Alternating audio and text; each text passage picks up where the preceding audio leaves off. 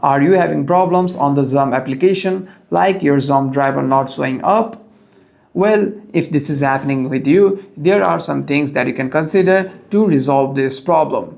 First, you need to make sure that it's not a problem on your end, and to do that you need to keep your Wi-Fi and your location on at all the time. And what that does is it makes the driver easier to locate you when the rider is there. After that, if you're still having problems, you can directly contact the driver or rider over there on the application after you have made your request. However, if that doesn't solve your problem either, you can go to the Zum customer service and make a complaint there.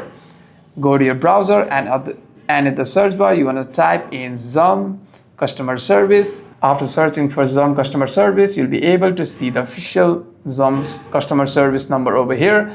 You want to simply contact on this number and troubleshoot your problem over there. Hope this video was helpful, and if you have any further questions, make sure to leave a comment down below.